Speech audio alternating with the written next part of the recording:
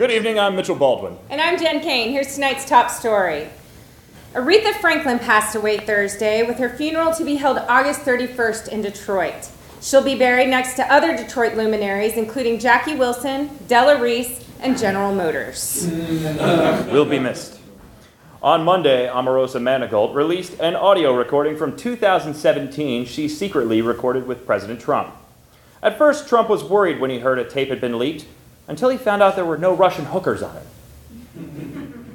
Haha, leaked. It's a pee-pee joke. Donald Trump tweeted that there is not any audio tape of him saying the N-word. Trump explained he would never say something offensive on tape unless Billy Bush was also present. The president of Turkey says the U.S. is waging economic war against his country. But since it's Turkey, it's really only economic war that makes you really sleepy. The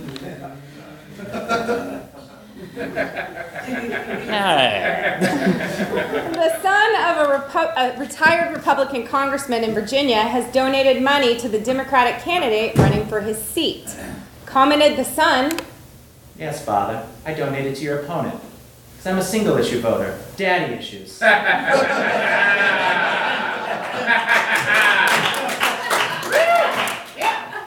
On Thursday, 350 newspapers published editorials denouncing President Trump's attack on the free press. The fact that so many newspapers did that was surprising because no one had any idea that there were still 350 newspapers in business. Donald Trump Jr.'s girlfriend, Kimberly Guilfoyle, was overheard calling him by the nickname Junior Mint, which is a big step up from that nickname his father calls him. Disappointment. And now, where hard news meets Hollywood, here with the entertainment news is Conan the Comedian!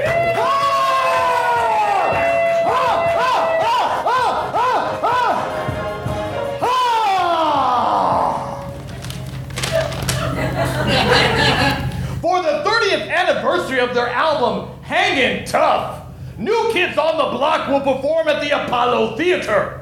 They're hoping to set the Apollo Theater record for highest attendance by middle-aged white women. Oh, the right stuff.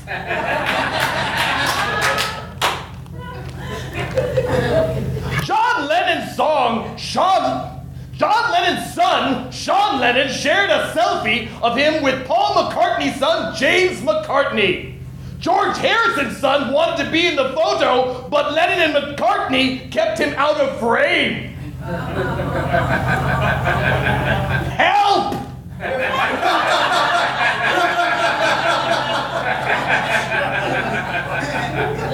In a recent interview, Jim Carrey said his plan was to destroy Hollywood. Already on it, said unaffordable rent, intolerable heat, failing infrastructure, and bird scooters.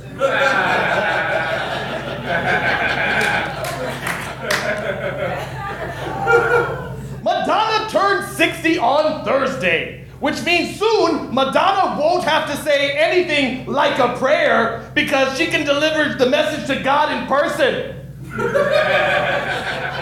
Oh, Conan crossed the borderline.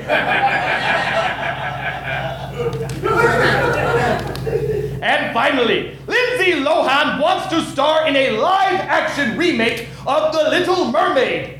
She's expected to play the part of Sebastian based on her previous experience with crabs. Cubic lice are hilarious!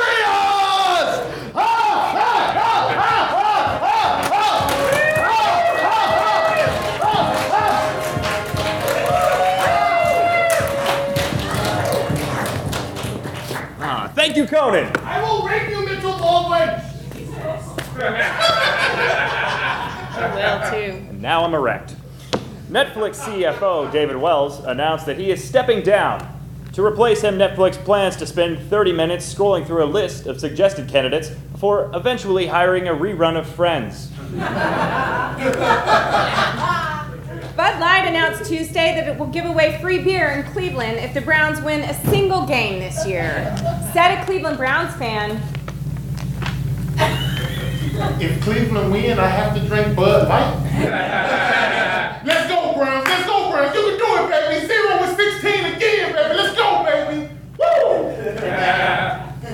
Nutrition experts say that eating too much health food has downsides. The biggest downside is you never get to be happy while you're eating. Starbucks may bring back its pumpkin spice latte earlier than normal. However, the move would mean pushing back the introduction of their newest beverage, the McRib latte.